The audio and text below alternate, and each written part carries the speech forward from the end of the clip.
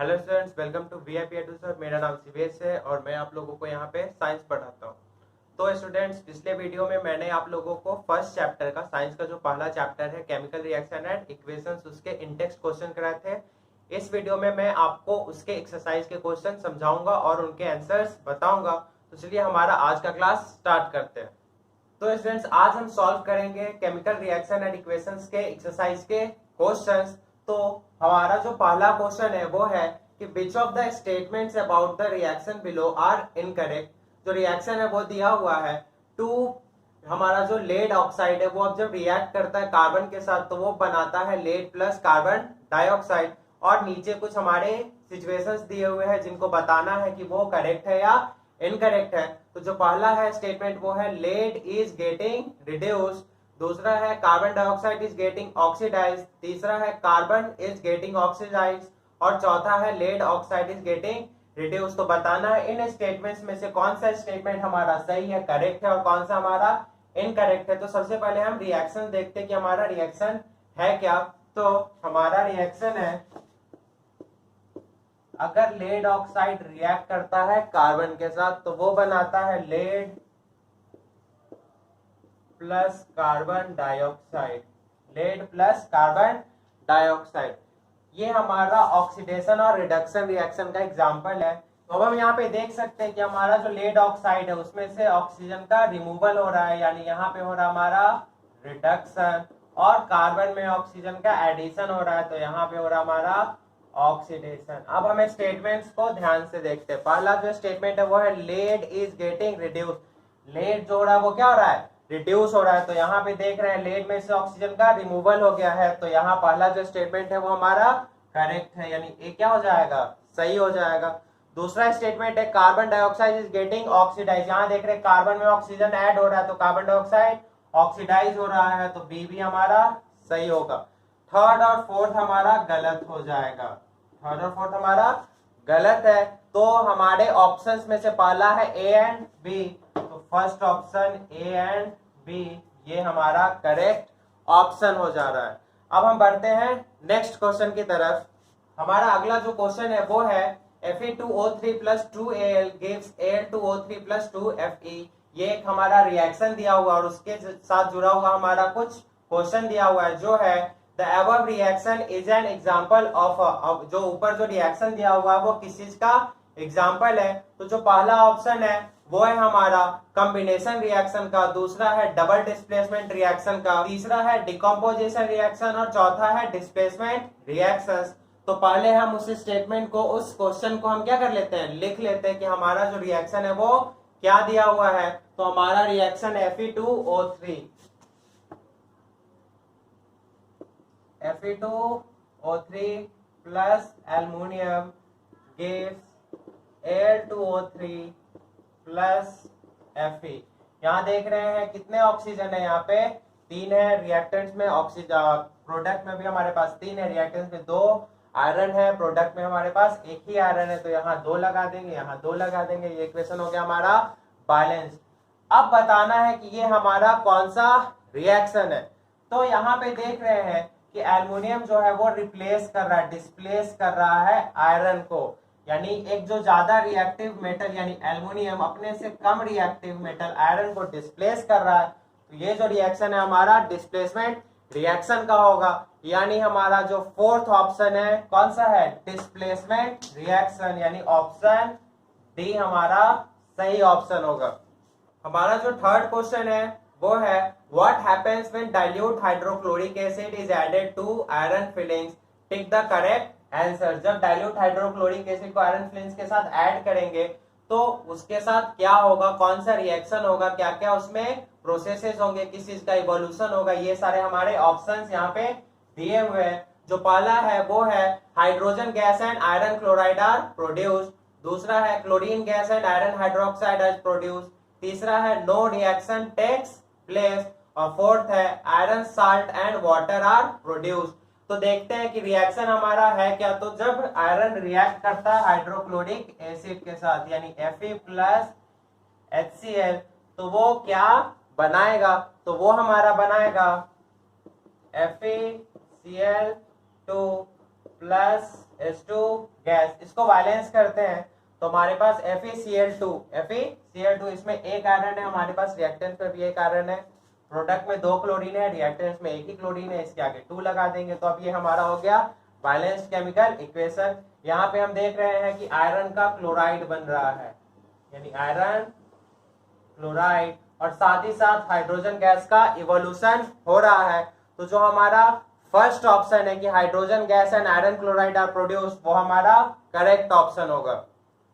Next है हमारा fourth question जो कि है what is the balanced chemical equation, why should chemical equation be balanced, कि बैलेंस्ड केमिकल इक्वेशन क्या होता है और किसी भी केमिकल इक्वेशन को बैलेंस करने का जरूरत क्यों पड़ता है।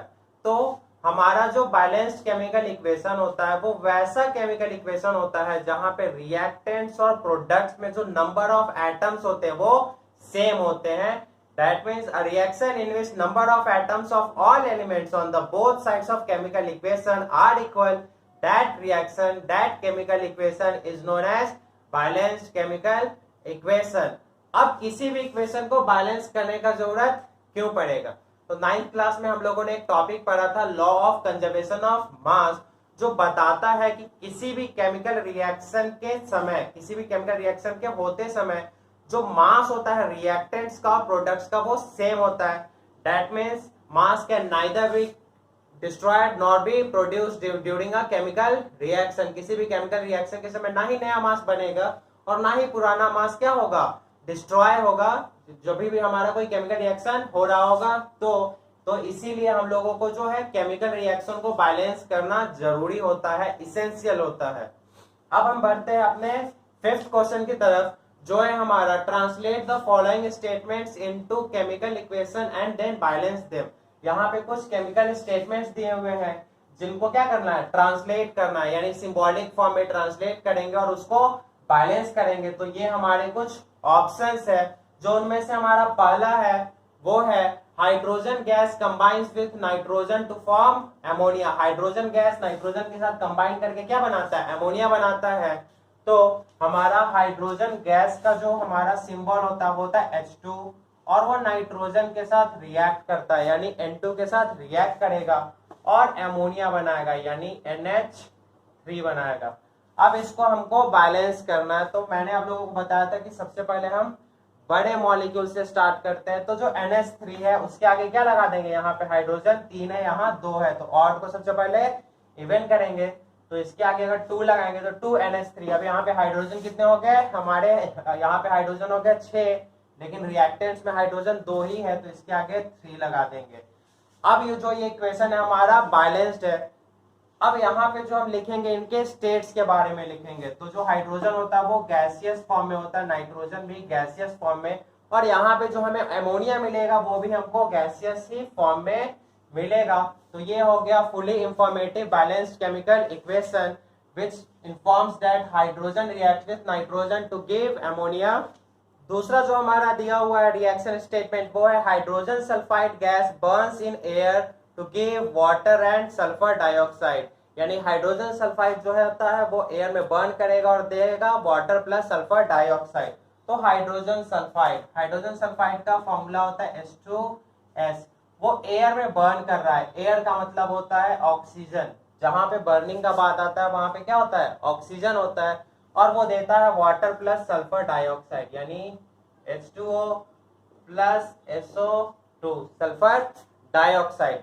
अब यहाँ इस इक्वेशन को सबसे पहले हम करेंगे बैलेंस। तो देख रहे हैं कि हमारे पास इधर ऑक्सीजन 2 है और यहाँ ऑक्सीजन 1 है, तो सबसे पहले उसको इवन करेंगे। तो यहाँ पे जैसे ही हम 2 लगाएंगे तो ये हो गया 2H2O, तो यहाँ पे 2 ऑक्सीजन हो गए, लेकिन वहां क्या है, कितना है हमारे पास ऑक्सीजन 2, यानी 2 2 4 ऑक्सीजन हो गए। क्योंकि यहाँ पे ऑक्सीजन सिंगल है, अकेला है, आइसोलेटेड है, तो इसको सबसे लास्ट में बैलेंस करेंगे। अब देखते हैं हमारा हाइड्रोजन हमारे पास रिएक्टेंट्स में 1 2 है और प्रोडक्ट में हमारे पास 4 है। तो रिएक्टेंट्स में हमें भी 4 हाइड्रोजन चाहिए, तो यहाँ पे हमारे पास 4 हाइड्रोजन हो गए, यहाँ भी 4 हाइड्रोजन, प्रोडक्ट में भी 4 हो गए। साथ ही साथ रिएक्टेंट में हमारे पास 2 सल्फर है, प्रोडक्ट में हमारे पास 1 ही सल्फर है, तो इसके आगे 2 लगाएंगे, यानी 2 मॉलिक्यूल्स हो जाएंगे सल्फर डाइऑक्साइड के। अब हमारा हाइड्रोजन और सल्फर बैलेंस हो गया है, लेकिन ऑक्सीजन अभी बैलेंस नहीं है, क्योंकि यहाँ 2 और यहाँ 4, कितने ऑक्सीजन हो गए, 6 हो गए, जबकि हमारे पास रिएक्टेंट में 2 ही ऑक्सीजन है, तो इसके आगे 3 लगाएंगे तो 3 2 6, तो हमारे पास रिएक्टेंट्स में भी 6 ऑक्सीजन हो गए। अब ये रिएक्शन पूरी तरह से बैलेंस्ड हो गया। अब यहाँ पे हमको इनका क्या लिखना है, केमिकल जो हमारा स्टेट जो होता है वो लिखना है। तो ये होगा गैसियस फॉर्म में, ऑक्सीजन भी हमारा गैसियस फॉर्म में होगा, वाटर ऑब्वियसली लिक्विड फॉर्म में होगा और ये गैसियस फॉर्म में होगा। तो ये हमारा हो गया fully informative balance chemical equation which signifies या which indicates that when hydrogen sulphide reacts with oxygen it gives water and sulphur dioxide. जो थर्ड है हमारा वो है barium chloride reacts with aluminium sulphate to gives aluminium chloride and a precipitate of barium sulphate, यानी barium chloride. Barium chloride का जो symbol होता है वो होता है BaCl2 when it reacts with aluminium sulphate, यानी Al2SO4 का होल थ्राइस, तो ये देता है बेरियम सल्फेट, यानी BaSO4 साथ ही साथ एल्युमिनियम क्लोराइड, यानी AlCl3। अब इस इक्वेशन को हमको बैलेंस करना है और इसका स्टेट लिखना है। तो सबसे पहले हम बड़े मॉलिक्यूल से बैलेंस करना स्टार्ट करते हैं। यहाँ हमारा सबसे बड़ा मॉलिक्यूल है एल्युमिनियम सल्फेट, क्योंकि एल्युमिनियम में 2 एल्युमिनियम है, रिएक्टेंट साइड और प्रोडक्ट साइड हमारे पास एक ही है। तो सबसे पहले हम एल्युमिनियम को बैलेंस करेंगे। तो यहाँ 2 है तो यहाँ भी क्या लगाना पड़ेगा, 2 लगाना पड़ेगा, तो एल्युमिनियम हो गया बैलेंस। दूसरा जो है वो हमारा है सल्फर। दूसरा क्या हमारा सल्फर है, क्योंकि इसमें 3 सल्फर है और प्रोडक्ट में हमारे पास एक ही सल्फर है, तो इसके आगे 3 लगा देंगे, तो सल्फर भी हो गया हमारा बैलेंस। फिर आता हमारा ऑक्सीजन, 4 3 12, यहाँ भी 4 3 12, तो ऑक्सीजन बैलेंस हो गया है। अब हमें बैलेंस करना है बेरियम को। तो इधर हमारे पास रिएक्टेंट साइड में बेरियम है 3 और क्लोरीन हमारे पास 6 है, तो यहाँ अगर 3 लगा देंगे तो हमारे पास 3 बेरियम और 6 क्लोरीन हो जाएगा। तो ये रिएक्शन हो गया फुली बैलेंस। अब इनका केमिकल स्टेट लिखना है। तो जो हमारा बेरियम क्लोराइड होता है वो होता है एक्वस फॉर्म में, एमोनियम सल्फेट भी एक्वस फॉर्म में होता है। ये जो होता है हमारा सॉलिड फॉर्म होता है और ये एक्वस। यहाँ सॉलिड का मतलब होता है ये रिएक्शंस में नीचे सेटल डाउन हो जाएगा और प्रेसिपिटेट का फॉर्मेशन करेगा। ये हमारे प्रेसिपिटेशन रिएक्शन का एग्जांपल है। जो हमारा फोर्थ रिएक्शन है वो है potassium metal reacts with water to give potassium hydroxide and hydrogen gas. Potassium जो मेटल है वो जब रिएक्ट करता है वाटर के साथ यानी H2O के साथ, तो वो देता है हमको पोटासियम ऑक्साइड, यानी पोटासियम का हाइड्रोक्साइड बनाएगा और हाइड्रोजन गैस रिलीज करेगा, मतलब KOH बनाएगा और साथ ही साथ H2 का गैस रिलीज करेगा। अब इस इक्वेशन को हम लोगों को बैलेंस करना है। तो बैलेंस करने के लिए हम लोग सबसे बड़े मॉलिक्यूल लेंगे यानी KOH लेंगे। यहाँ पे हमारे पास कितने हैं, 1 हाइड्रोजन है और यहाँ पे हमारे पास 2 हाइड्रोजन है, लेकिन ये ऑड है तो सबसे पहले उसको क्या करेंगे, इवन करेंगे। तो यहाँ पे 2 लगा देंगे तो 2 KOH। अब हाइड्रोजन हो गया हमारा इवन। साथ ही साथ यहाँ पे हमारे पास कितने ऑक्सीजन है, 2 ऑक्सीजन है, इधर 1 ही ऑक्सीजन है तो 2 यहाँ लगा देंगे तो ऑक्सीजन 2 हो जाएंगे। हाइड्रोजन यहाँ पे 4 हो गए, इधर भी 4 हो गए। अब बचा सिर्फ हमें पोटासियम को बैलेंस करने का, तो इसके आगे 2 लगा देंगे तो ये इक्वेशन हमारा पूरी तरह से बैलेंस हो जाएगा। अब इसका जो फिजिकल स्टेट है वो लिखना है। पोटासियम हमारा सॉलिड फॉर्म में होता है, ये हमारा लिक्विड फॉर्म में होता है, ये हमारा एक्वस फॉर्म में होगा, ये गैसियस फॉर्म में होगा। तो ये हो गया fully informative balance chemical equation. Next हमारा क्वेश्चन नंबर 6 जो है balance the following chemical equations. ये केमिकल इक्वेशंस दिए हुए हैं और इनको हमको बैलेंस करना है। सारे केमिकल इक्वेशंस को क्या करना है, हमें बैलेंस करना है। तो चलिए इनको हम बैलेंस करते हैं। तो जो हमारा पहला केमिकल इक्वेशन है वो है HNO3 प्लस CaOH का whole twice. HNO3 plus CaOH का होल ट्वाइस गिव्स, ये क्या देगा, तो ये देगा कैल्शियम नाइट्रेट यानी CaNO3 का whole twice plus H2O। CaNO3 का whole twice plus H2O।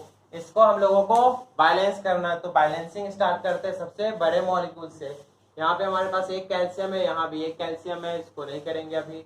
Nitrogen यहाँ पे एक 2 है, यहाँ पे हमारे पास हाइड्रोजन एक ही है, तो सबसे पहले इसको बैलेंस करेंगे तो 2 लगा दिए, 2 नाइट्रोजन हो गए।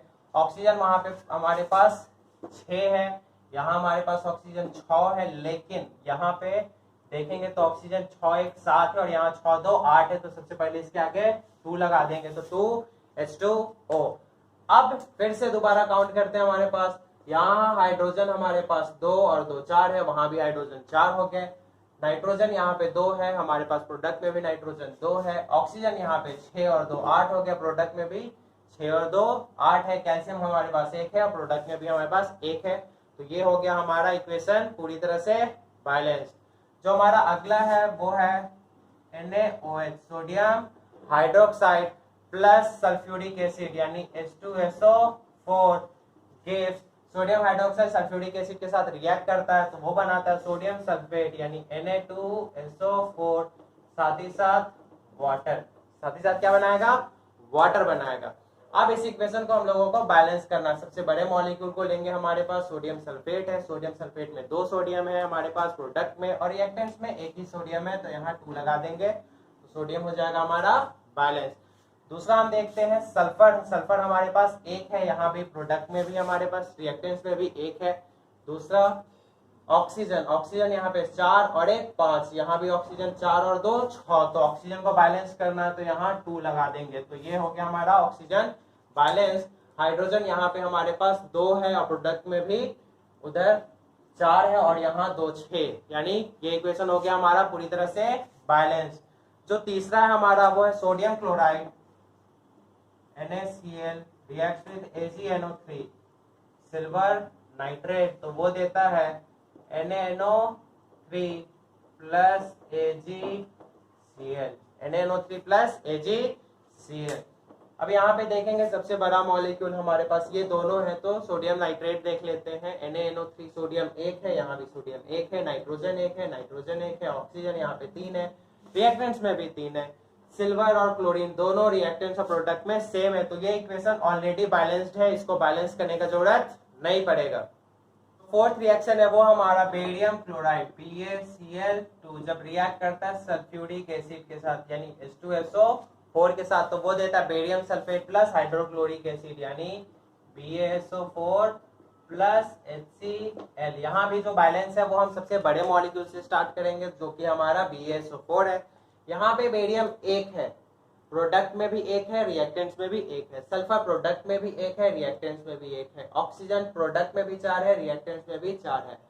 अगला देखते हैं हाइड्रोक्लोरिक एसिड, हाइड्रोजन यहाँ पे प्रोडक्ट में 1 है, रिएक्टेंट्स में 2 है, तो इसके आगे 2 लगा देंगे। क्लोरीन भी प्रोडक्ट में अब 2 हो गया, रिएक्टेंट्स में भी 2 हो गया, तो ये इक्वेशन हो गया हमारा बैलेंस्ड।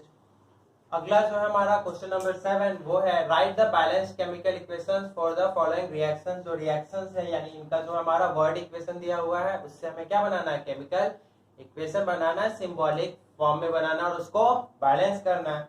तो देखते हैं इन सारे क्वेश्चंस को। तो जो पहला क्वेश्चन है वो है हमारा calcium hydroxide plus carbon dioxide gives calcium carbonate plus water. Calcium hydroxide यानी CaOH का whole twice plus carbon dioxide gives calcium carbonate plus water, ये देगा कैल्शियम कार्बोनेट प्लस वाटर। अब इसको हमको बैलेंस करना है, तो बैलेंसिंग जो है हम सबसे बड़े मॉलिक्यूल से स्टार्ट करते हैं। तो कैल्शियम कार्बोनेट देखेंगे, यहाँ पे प्रोडक्ट में कैल्शियम 1 है, रिएक्टेंट्स में भी 1 ही कैल्शियम है। प्रोडक्ट में 1 कार्बन है, रिएक्टेंट्स में भी 1 ही कार्बन है। प्रोडक्ट में हमारे पास 3 और 1 4 ऑक्सीजन है, रिएक्टेंट्स में भी 2 और 2 4 ऑक्सीजन है। प्रोडक्ट में हमारे पास 2 हाइड्रोजन है, रिएक्टेंट्स में भी 2 हाइड्रोजन है। तो ये जो हमारा रिएक्शंस है वो ऑलरेडी बैलेंस्ड है, इसको आगे बैलेंस करने का जरूरत नहीं है। जो हमारा अगला रिएक्शन है वो है zinc plus silver nitrate, Zn plus AgNO3। Zinc जब रिएक्ट करता है सिल्वर नाइट्रेट के साथ तो वो देता है जिंक नाइट्रेट प्लस सिल्वर यानी ZnNO3 का ट्वाइस प्लस सिल्वर। अब इसको हमको बैलेंस करना है। जनरली हम लोग कहाँ से स्टार्ट करते हैं बैलेंसिंग, जो सबसे बड़ा मॉलिक्यूल होता है वहां से। तो यहाँ देखेंगे रिएक्टेंट में हमारे पास एक जिंक है, प्रोडक्ट में भी हमारे पास एक जिंक है। रिएक्टेंट में हमारे पास 2 नाइट्रोजन है, प्रोडक्ट में एक ही नाइट्रोजन है, तो इसके आगे 2 लगा देंगे। तो यहाँ भी कितने नाइट्रोजन हो गए, 2। रिएक्टेंट में हमारे पास 6 ऑक्सीजन है, प्रोडक्ट में भी अब 6 ऑक्सीजन हो गए हैं, लेकिन रिएक्टेंट में एक ही सिल्वर है, प्रोडक्ट में 2 सिल्वर है, तो इसके आगे 2 लगा देंगे। तो ये रिएक्शन हो गया हमारा बैलेंस्ड। जो हमारा थर्ड क्वेश्चन है वो है aluminium plus copper chloride gives aluminium chloride plus copper, यानी aluminium Al plus copper chloride CuCl2 gives aluminium chloride plus copper, यानी AlCl3 प्लस कॉपर Cu। अब इसको हमको बैलेंस करना है। बैलेंसिंग हम कहाँ से स्टार्ट करेंगे, जो सबसे बड़ा मॉलिक्यूल होगा वहां से स्टार्ट करेंगे, यानी AlCl3 से। यहाँ एक एल्युमिनियम है, यहाँ भी एक एल्युमिनियम है। प्रोडक्ट में हमारे पास 3 क्लोरीन है, रिएक्टेंट्स में 2 क्लोरीन है, तो यहाँ पे हम 2 अगर लगा देंगे तो यहाँ हो जाएगा 6 क्लोरीन, यहाँ पे अभी भी लेकिन 2 क्लोरीन है, तो इसके आगे 3 लगाना पड़ेगा। तो ये हमारा हो गया बैलेंस्ड, कौन सा, क्लोरीन बैलेंस्ड हो गया। लेकिन अब एल्युमिनियम यहाँ पे 2 हो गए हैं, तो इसके आगे 2 लगाना होगा। तो यहाँ 2 एल्युमिनियम रिएक्टेंट्स में भी है और 2 एल्युमिनियम प्रोडक्ट में भी है। 6 क्लोरीन हमारे पास रिएक्टेंट में है, 6 क्लोरीन प्रोडक्ट में है, लेकिन रिएक्टेंट में हमारे पास 3 कॉपर है, तो प्रोडक्ट में भी हमें क्या करना है, 3 लगाएंगे, तो यहाँ पे 3 कॉपर हो जाएगा। तो ये रिएक्शन अब हो गया हमारा पूरी तरह से बैलेंस। नेक्स्ट है हमारा बेरियम क्लोराइड जब रिएक्ट करता है पोटासियम सल्फेट के साथ, यानी बेरियम क्लोराइड BaCl2 जब रिएक्ट करेगा पोटासियम सल्फेट यानी K2SO4 के साथ, तो वो देगा हमको बेरियम सल्फेट यानी BaSO4 plus KCl potassium chloride. अब इसको हम लोगों को बैलेंस करना है। तो यहाँ देख रहे हैं रिएक्टेंट में हमारे पास एक बेरियम है, प्रोडक्ट में भी एक बेरियम है। रिएक्टेंट में एक सल्फर है, प्रोडक्ट में भी एक सल्फर है। रिएक्टेंट में 4 ऑक्सीजन है, प्रोडक्ट में भी 4 ऑक्सीजन है। लेकिन रिएक्टेंट में हमारे पास 2 पोटासियम 2 क्लोराइड है, प्रोडक्ट में 1 पोटासियम और 1 क्लोराइड है, तो हमें सिर्फ इसके आगे 2 लगा देंगे। तो ये रिएक्शन हो गया हमारा बैलेंस्ड केमिकल इक्वेशन। और next question is question number 8, write the balanced chemical equation for the following and identify the type of reaction in each case। हमें जो केमिकल इक्वेशंस दिए हुए हैं उनको क्या करना है, बताना है, रिप्रेजेंट करना है और बताना है कि हर एक केस में वो किस केमिकल रिएक्शन का एग्जांपल है। तो जो हमारा पहला क्वेश्चन है वो है potassium bromide plus barium iodide gives potassium iodide plus barium bromide. Potassium bromide KBr जब रिएक्ट करता है बेरियम आयोडाइड के साथ यानी BaI2 के साथ, तो वो देता है potassium iodide plus barium bromide BaBr2। अब इस इक्वेशन को हम लोगों को बैलेंस करना। तो यहाँ पे देख रहे हैं कि हमारा बेरियम आयोडाइड है जिसमें 2 आयोडीन 1 बेरियम है, यहाँ एक ही आयोडीन है, तो इसके आगे 2 लगा देंगे। तो आयोडीन जो हो गया वो हमारा बैलेंस्ड हो जाएगा। साथ ही साथ पोटासियम यहाँ 1 है, वहां 2 हो गया, तो इसके आगे 2 लगा देंगे। तो यहाँ 2 पोटासियम रिएक्टेंट्स में भी हमारे पास और 2 पोटासियम प्रोडक्ट में भी आ जाएगा। लेकिन रिएक्टेंट में अब 2 ब्रोमीन हो गया है, प्रोडक्ट में भी 2 ब्रोमीन, तो वो ऑलरेडी बैलेंस है। बेरियम और ब्रोमीन दोनों रिएक्टेंट्स और प्रोडक्ट में दोनों सेम है। अब बताना है कि ये जो रिएक्शन है वो किसका एग्जाम्पल है। तो यहाँ देख रहे हैं कि पोटासियम जो है वो बेरियम को डिस्प्लेस कर रहा है और बेरियम जो है वो पोटासियम को डिस्प्लेस कर रहा है, यानी 2 मेटल्स 2 आयंस एक दूसरे को डिस्प्लेस करते हैं। तो एक्सचेंज ऑफ आयन जिस रिएक्शन में होता है उस रिएक्शन को हम लोग डबल डिस्प्लेसमेंट रिएक्शन बोलते हैं। डबल डिस्प्लेसमेंट, तो ये हमारा जो रिएक्शन है वो है डबल डिस्प्लेसमेंट रिएक्शन का एग्जाम्पल। अगला जो है हमारा क्वेश्चन है वो है जिंक कार्बोनेट। जिंक कार्बोनेट ये जो है वो ब्रेकडाउन होता है जिंक ऑक्साइड और कार्बन डाइऑक्साइड में, यानी ZnO प्लस CO2 में। ZnO प्लस CO2 में इसका क्या हो जाएगा, ब्रेकडाउन हो जाएगा। अब यहाँ जिंक कार्बोनेट हमारा सॉलिड फॉर्म में होता है, जिंक ऑक्साइड भी हमारा सॉलिड फॉर्म में होता है और कार्बन डाइऑक्साइड हमारा गैसियस फॉर्म में होता है। इसको अब हमको बैलेंस करना है। तो जिंक रिएक्टेंट्स में 1 है, प्रोडक्ट में भी हमारे पास जिंक 1 ही है। रिएक्टेंट्स में एक कार्बन है, प्रोडक्ट में एक कार्बन है, रिएक्टेंट्स में 3 हमारे पास ऑक्सीजन है, प्रोडक्ट में भी 3 ऑक्सीजन है, तो ये ऑलरेडी बैलेंस्ड है। यहाँ पे हमारे पास कंपाउंड 2 कंपाउंड्स में ब्रेकडाउन होता है, तो when a reactant breakdowns into 2 or more product, that type of reaction is known as decomposition reaction। तो ये जो है हमारा एग्जांपल है डिकम्पोजिशन रिएक्शन का।